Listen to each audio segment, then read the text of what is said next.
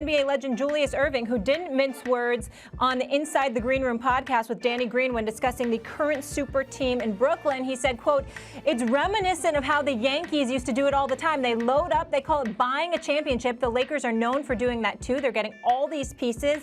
They don't know at the end of the season what it's going to look like or what it's going to feel like, but they're going to be formidable. You've got a team with 6 former All-Stars and 3 All-NBA guys who have been there and succeeded in the playoffs."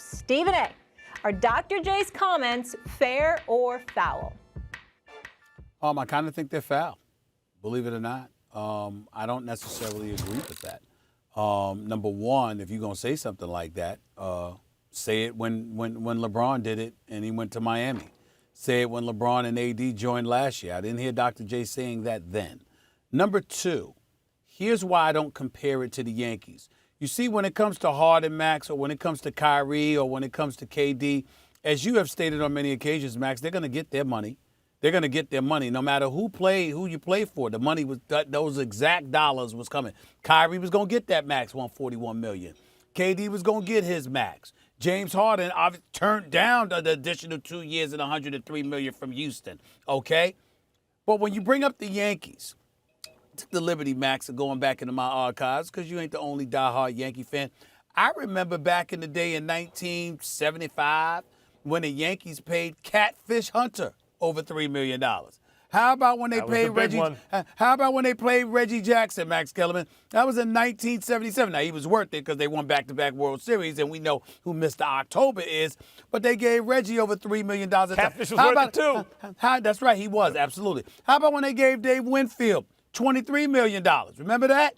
How about when they did that? How about Bernie Williams and his $87.5 million? How about Mike Mussina in 2021 when he got $88.5 million? Of course, Derek Jeter, I don't even count that because he was your guy. You groomed him. You didn't trade for him or anything like that. But Alex Rodriguez, $275 million? I mean, that you picked that up once he signed up with the Rangers and came over to you, and then you gave him an additional $300 million. Let's not forget all of that. And so I look at it from now. Actually, it was $250 from Texas, and then they signed him. They got him from there, and then ultimately re-upped him for $275 million. So you got that going on. You picked up Giancarlo Stanton's contract. CC Sabathia got like $160, $180. Teixeira. I think CC Sabathia. What did he get? Like 160-something million.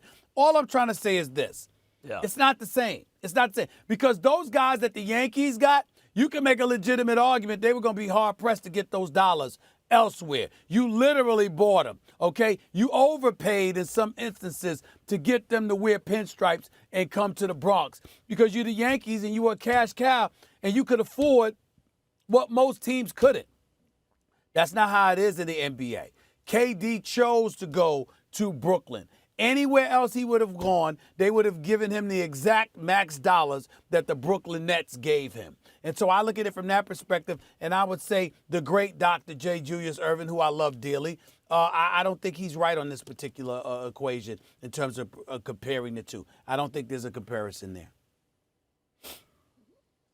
I mean, I was just looking at there's a bunch of contracts. First of all, Bernie Williams was also their own guy, and he could have gotten more money on the open market. He called Steinbrenner last minute and said, I don't want to be a Red Sox. I want to be a Yankee. Yeah. Let me say this about Dr. J's comments. First of all, they're fair. And second of all, I'd take it as a compliment if I was the Brooklyn Nets. Do you understand there's there's a cap in basketball. So everyone can spend the same, right? So how do you buy a championship? Your team has to be attractive enough that the superstars want to play there. You can't even say, well, they have New York because the Knicks have New York and they couldn't give away their money. No one would take it. So the Nets are doing something extra right to have this situation going on right now. That's a tip of the cap. It's not only fair for Dr. J to say it, it's an enormous compliment. By the way, it's a compliment to the Yankees too. They're not buying a second-round playoff exit. They're trying to buy a championship. You should be doing everything you can to get a championship. Dr. J didn't start out with the New York Nets. He started out with the Virginia Squires, right? And then he gets to the Nets, and then he gets he becomes eligible for the NBA and winds up with the Sixers. This is a business. But putting that aside, where major markets will use their resources to get great players, even if they have to spend a lot of money, that's not what the Nets did. The Nets have the same cap that the Pacers and that everyone else has. The Nets are in the same market as the Knicks. They were the ones who wound up with KD and Kyrie and James Harden, and now everyone wants to play for them. That's just a tip of the cap to a great organization. Buying a championship, I'm with Dr. J. It's fair and it's a compliment. Yeah. I just don't view them as buying a championship. That's all I'm trying to say. Because when you buying, it's implying that you got something else that somebody else couldn't get because you had more money than they did. And that's not the case in the NBA. Yeah. You have guys, 2 free agents, and Kyrie and KD that elected to go there. That's all I'm trying to say. Yeah. It's not like the Spurs. A team like the Spurs, everyone who they win a championship with, they draft, right? Like that, I get it. And it feels good as a fan of the team when you draft the players because it's like you get to see them come up. They're an organic part of the team and everything. But throughout sports history, there have been major trades and free agent signings, and those championships count just the same. And by the way, Philly won a championship with Dr. J. He ain't giving that back. They had to pay him a lot of money to win that championship, along with Moses Malone, who they brought in. Moses Malone was the best. Apologies to Bird and Magic and Kareem. But back then, for a couple of years, Moses Malone was the best player in the NBA. He wasn't drafted by the Sixers, and Dr. J won a championship with him.